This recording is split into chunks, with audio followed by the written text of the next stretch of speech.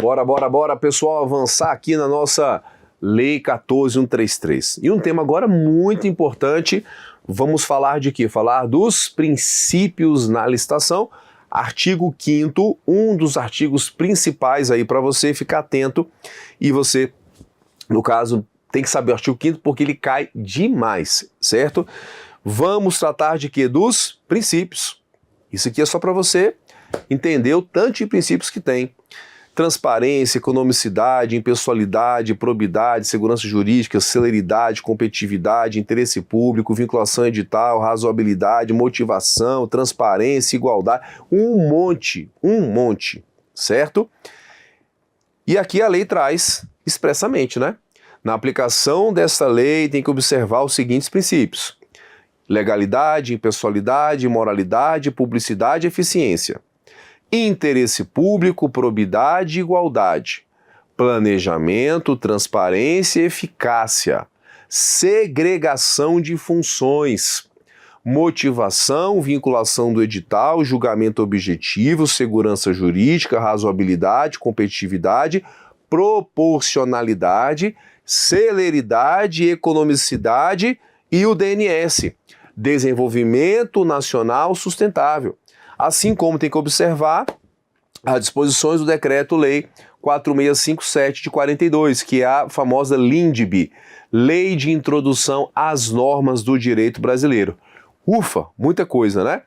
Então, pessoal, temos aqui, ó, os princípios, que é o básico aqui, né? Que aqui vai ser um LIMPE, para já memorizar. Legalidade, atuação de acordo com a lei. Impessoalidade, tratar todos da mesma forma. Moralidade, agir com ética, boa-fé, honestidade. Publicidade, divulgação dos atos. Eficiência, quer dizer o quê? Melhor custo, benefício, alcance ali, com presteza, com perfeição, com rendimento. Eficácia, que é alcançar os resultados, certo? E economicidade, sim, é mais preciso quanto ao custo-benefício. Então, eficiência aqui quer dizer o quê? Com presteza, com perfeição, com rendimento. Eficácia, alcançar os resultados. Eu faço uma licitação para alcançar um determinado resultado, eu tenho que alcançar aquele resultado. E economicidade é o custo-benefício. Então, já decorou aí vários princípios, certo? Temos aqui, já coloquei para vocês aqui o resumo deles, certo? Mas voltando aqui aos princípios, então temos aqui interesse público, é um princípio novo que apareceu. Probidade, né? Que probidade tem a ver também com moralidade, são conceitos que às vezes vão até se confundir, mas a lei colocou os dois de forma diferente. Igualdade entre os licitantes, certo? Então tem a impessoalidade, tem também a igualdade. Planejamento, isso aqui é interessantíssimo, pessoal, porque você tem que se planejar. Se você vai fazer na sua casa uma obra, você não vai pensar hoje na obra e executar amanhã. Você vai planejar. Então, tudo que você faz de maneira planejada, você faz melhor, não é verdade? Então, planejamento é um objetivo e é um princípio da licitação, tudo bem? Transparência. Transparência não é a mesma coisa que publicidade, não? Não, pessoal, transparência significa algo mais, tá? Transparência é a clareza das informações. Então, se eu, fazendo uma comparação, eu publico o contra-cheque de um servidor, eu dou publicidade.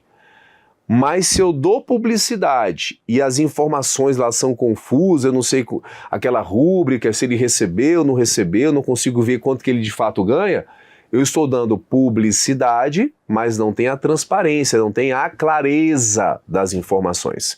Então, transparência completa a publicidade, porque transparência quer dizer clareza das informações.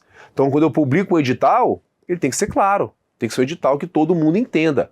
Não é só publicar, é ter transparência nas publicações. O que mais? Eficácia, alcance de resultados.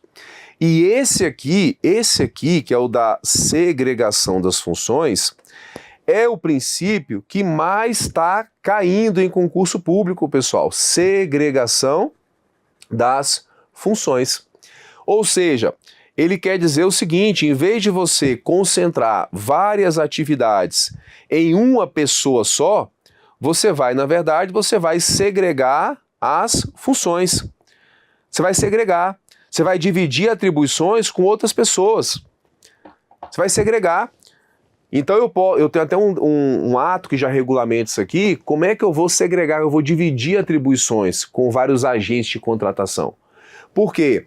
Se você tem uma concentração de vários atos nas mãos de um agente de contratação só, isso pode gerar, primeiro, isso pode gerar fraude na licitação, porque a pessoa vai ter vários atos que ela pratica, e você tem maior margem para erros. Agora, quando você segrega funções, várias pessoas, então eu vou ter uma equipe que vai fazer o ETP, que é o Estudo Técnico Preliminar. Aí eu tenho depois uma outra pessoa que vai fazer, vai fazer o pregão. Já estou dividindo atribuições. Porque não é correto a mesma pessoa que faz o ETP, que faz o termo de referência, fazer depois a licitação em si, que é fazer o pregão. Agora, se eu divido atribuições, eu estou permitindo que você tenha uma pessoa fiscalizando a outra. Uma pessoa faz o ETP, uma equipe faz um ETP, aí depois o pregoeiro, quando ele vai fazer o pregão, ele vai ler o ETP, ele vai ler o edital que não foi feito por ele, e fala, peraí, aqui tem um erro aqui, aqui vai dar BO, na hora que for fazer o pregão lá, isso aqui vai dar confusão. Aí volta para a equipe lá, então um tá corrigindo o outro, entende? E um tá fiscalizando o outro. Então um vai lá e fiscaliza não só para evitar erro, mas para evitar fraudes nas licitações. Certo? Então é segregação de funções. O princípio aqui que para concurso está sendo mais importante que o mais cobrado. É como você comparando aqui ao futebol. Futebol, não que eu seja um exímio jogador de futebol, na verdade eu sou péssimo em futebol. Quando eu parei de jogar, muita gente agradeceu, porque eu era zagueiro, machucava muita gente, então pessoas ficaram felizes. Pessoal, mas o que acontece? No futebol, não tem como a pessoa correr pela lateral, cruzar e ir lá fazer o gol de cabeça. Nunca vi isso acontecer. É inviável. Alguém vai lá, alguém primeiro pega a bola de trás, passa para o lateral leva a bola, cruza e alguém vai lá e faz o gol de cabeça. Não tem como a mesma pessoa fazer tudo. Na licitação também não dá para o mesmo agente fazer tudo, certo? Então, segregação de funções é um dos mais importantes. Princípio da motivação, a gente já conhece, é o princípio de justificação dos atos. Então, quando eu faço uma dispensa de licitação, eu vou ter que motivar, eu vou ter que justificar por que eu estou fazendo dispensa. Eu vou ter que explicar aquilo perfeitamente. Princípio da vinculação ao edital, pessoal. Dizem que o edital é como se fosse a lei da licitação. Durante toda a licitação e toda a execução contratual, todos ficam vinculados, digamos, amarrados às regras que foram colocadas no edital. Por isso que o edital tem que ser muito bem formulado, com muito cuidado, porque tudo que está no edital vai vincular toda a licitação e depois todo o contrato. Princípio do julgamento objetivo. Julgamento objetivo quer dizer julgamento sem levar em conta critérios pessoais de ninguém. Eu vou julgar objetivamente cada proposta. Segurança jurídica, outro princípio aqui muito importante para todo o direito. Princípio da razoabilidade. Razoabilidade quer dizer o bom senso, que não se confunde, a lei colocou diferente aqui, proporcionalidade, que é o equilíbrio entre meios e fins. Então, razoabilidade, bom senso. Proporcionalidade, o equilíbrio entre a conduta e o resultado que se pretende alcançar. Princípio da competitividade, certo? É muito importante porque ele resolve várias coisas. Então, qualquer dúvida na licitação, se eu tenho dúvida em determinado termo do edital, se esse termo do edital vai restringir a competição, se é uma interpretação que eu tenho, eu falo, não, de acordo com o princípio da competitividade, tudo que eu puder fazer para estimular a competição, eu vou fazer. Então lá na antiga lei do pregão, tinha até uma questão que era a seguinte, que falava assim, no pregão, quando não fala assim, vai escolher o menor preço e as propostas que são em até 10% de valor maior, certo? Só que fala assim, menor preço e as propostas que são de valor maior, são quantas propostas? As 3 melhores? Só que você fala, não, pela competitividade, que já era um princípio implícito antigamente, não, pela competitividade, a menor preço e todas as que são em até 10% de valor maior vão para a fase de lance verbal. Porque eu estou privilegiando o princípio da competitividade na licitação. Maravilha? Princípio da celeridade, né, que é atuar aí com a maior rapidez possível. Porque se eu faço uma licitação e aí eu faço uma pesquisa de preço, aí eu faço a licitação muito tempo depois, a pesquisa está defasada. Vou ter que refazer, vai trazer prejuízo. Economicidade, que é custo-benefício, e o DNS, Desenvolvimento Nacional Sustentável. E observe que, e já puxa OBS e coloque aí, ó, puxa OBS. O DNS, que é DNS, Desenvolvimento Nacional Sustentável, é um princípio. É um princípio. E também um objetivo da licitação. É um princípio e é um objetivo da licitação. Maravilha? Olha só. Avançando aqui um pouquinho, então vamos falar de publicidade de forma destacada, que tem outros artigos também, certo? A publicidade também foi relembrada no artigo 13, que fala assim, os atos praticados na licitação são públicos, ressalvadas situações de informações cujo sigilo seja imprescindível a quê? A segurança da sociedade e do Estado, na forma da lei, certo? Isso aqui nem precisava estar, porque já está na Constituição, já é uma regra que está na Constituição. Qualquer ato que vai violar a segurança do Estado ou da sociedade, eu posso restringir a publicidade, certo? Mas o que é mais importante é isso aqui, ó.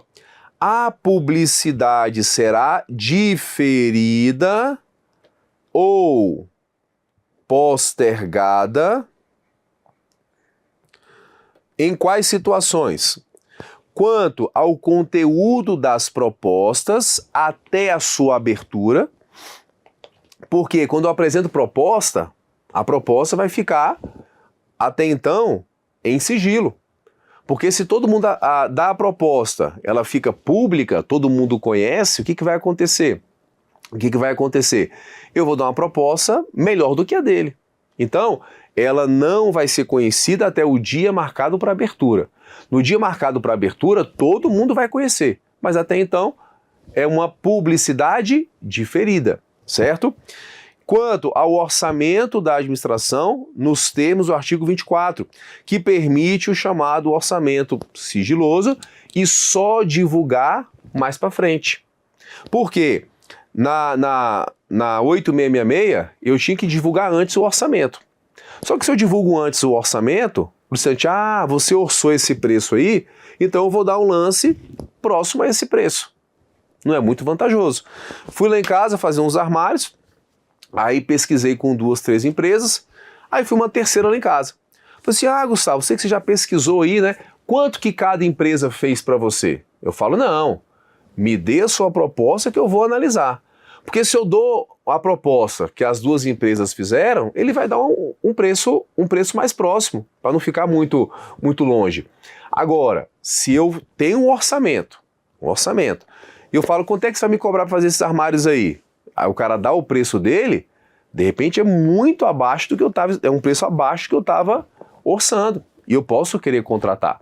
Então, é possível que o orçamento seja divulgado só depois que acabar a licitação. A lei permite isso, tudo bem? O que eu quero que vocês tomem cuidado é o seguinte, a lei não falou em exceção à publicidade. A lei falou o quê? publicidade diferida. Vai ter publicidade? Vai, só que é mais para frente. Então, conteúdo de proposta, publicidade no dia da abertura. Orçamento, eu posso restringir a publicidade, só divulgar quando eu escolher a proposta mais vantajosa. Entende? É publicidade postergada ou diferida. Cuidado com isso aí. Beleza aí, juventude? Vamos avançar. E o PNCP, que foi uma grande novidade aqui da Lei 14.133, que é o Portal Nacional de Contratações Públicas, que a lei fala assim, ó, a publicidade do edital da licitação será realizada mediante divulgação, onde e manutenção do seu inteiro teor, do ato convocatório e dos seus anexos, no Portal Nacional de Contratações Públicas. Esse PNCP é um grande portal na internet, não é portal de passar pro mundo ali do Caverna do Dragão, né? É um portal, um site da internet, onde todas as licitações e contratos de todos os entes da federação, da União, dos estados, de todos os municípios, vão ser divulgados lá, para todo mundo ter acesso. Vai ter um sistema que vai ter que funcionar. Até por isso que demora um pouquinho a implementar a 14.133, porque até fazer esse portal, esse site amplo, com todas as informações, é um sistema um tanto complexo. Então eu vou divulgar o edital da licitação, os seus anexos, no PNCP. E também aonde? Vou divulgar também a publicação do extrato do edital, que é um resumo do edital, no Diário Oficial da União, do Estado, do DF ou do município, ou no caso de consórcio público. O que é consórcio? Reunião de vários entes da federação.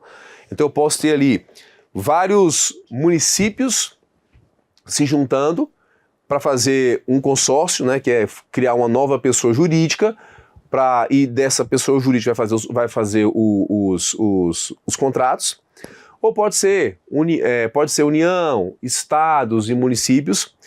Quando foram fazer as obras das Olimpíadas do Rio de Janeiro, criaram um consórcio. Ele foi extinto depois, mas foi o APO, a Autoridade Pública Olímpica, que era um consórcio da União, do Estado do Rio de Janeiro e do município do Rio de Janeiro.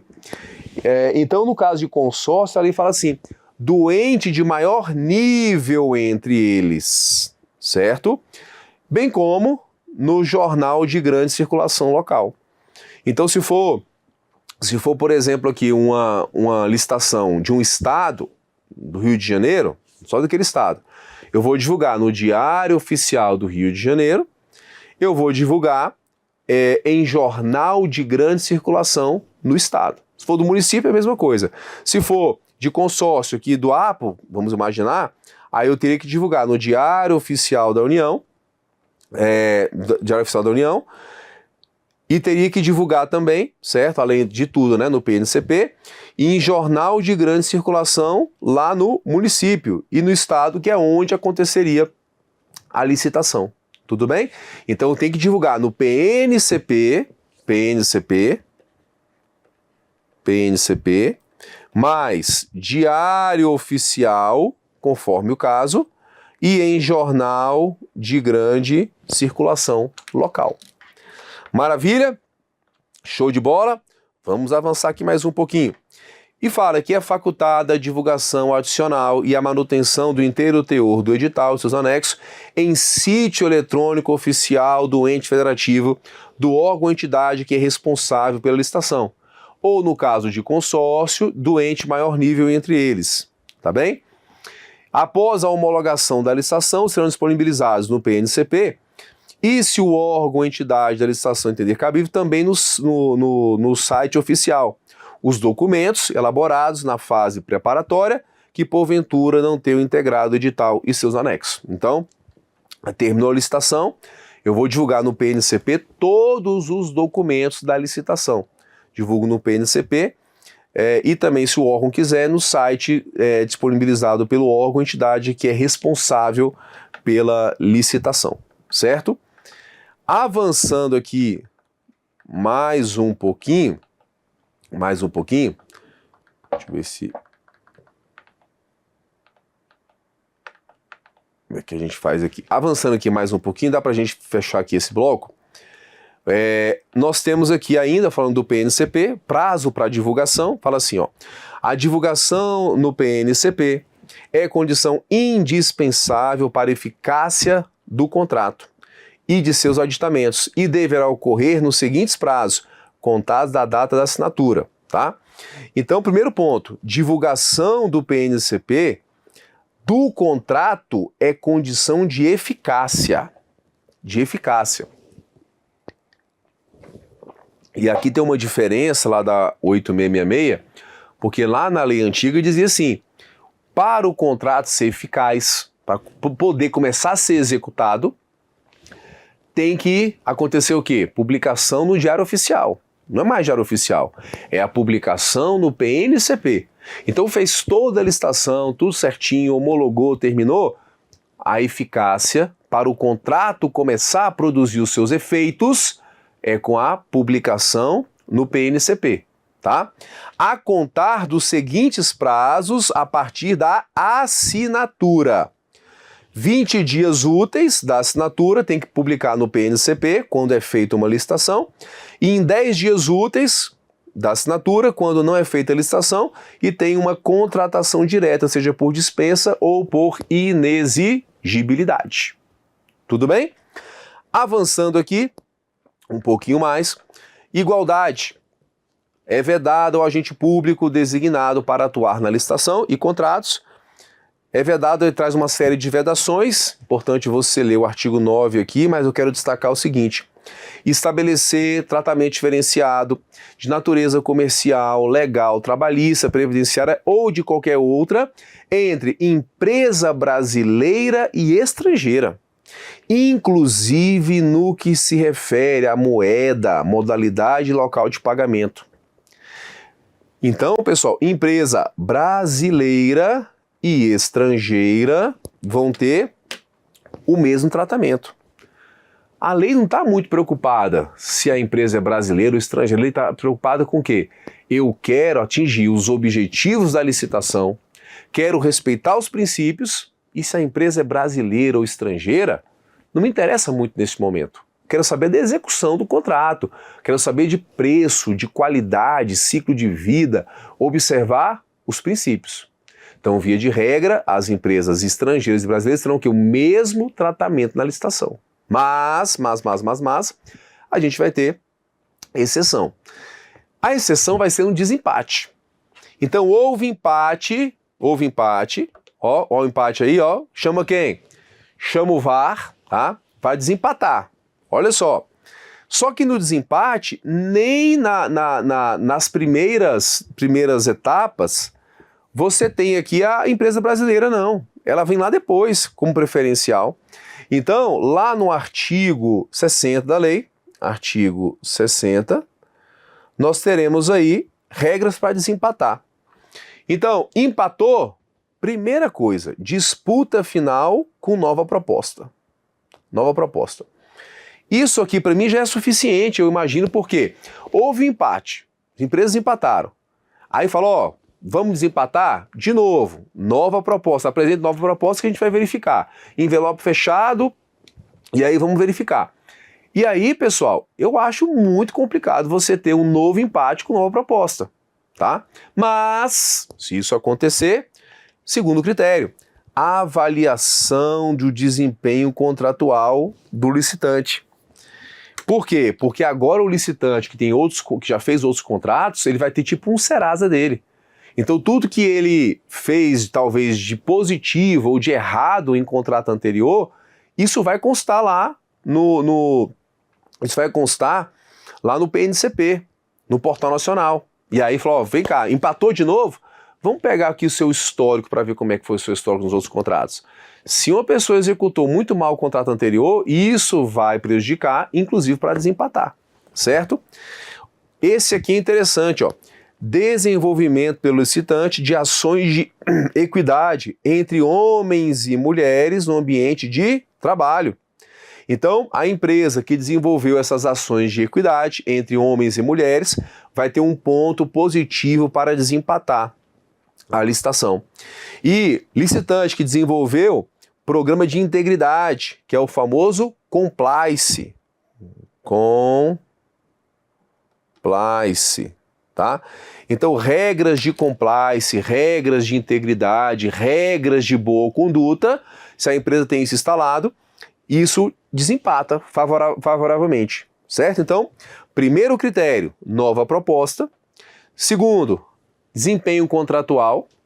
Terceiro, equidade. E quarto, compliance. Beleza? Terminou empatado. Meu Deus do céu, não teve empate ainda? Caramba. Aí vai para a segunda etapa. Empresa estabelecida no território do estado, do DF, do órgão ou entidade, estadual distrital, ou no caso de licitação por município, a empresa que está sediada, estabelecida no território. Então aí sim eu vou dar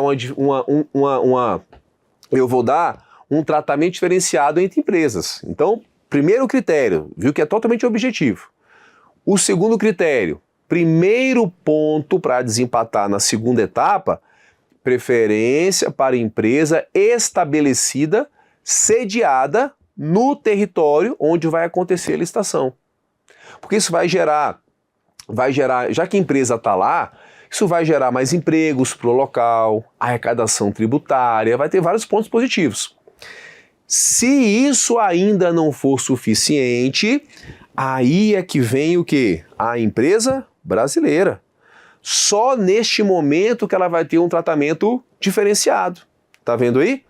Se não for suficiente, empresa que investiu em pesquisa e tecnologia no país vai desempatar. E por último, empresa que comprove a prática de mitigação lá da Lei de Política Nacional de Mudança Climática. Então, a empresa que comprovou essa mitigação de danos climáticos, ela vai ter também um critério para desempatar. Tudo bem? E se mesmo assim terminar o empate, terminar empatado, o que faz, pessoal? A lei não falou mais nada. Mas aí, pensando, né, na competitividade, o que faz? Aí, no caso, então, faz sorteio, né, que é o que estava já na Lei 8666, que falava, terminou o empate de final, faz um sorteio, porque aqui já são muitos critérios, tudo bem? Princípio da segregação das funções. Olha ele aí.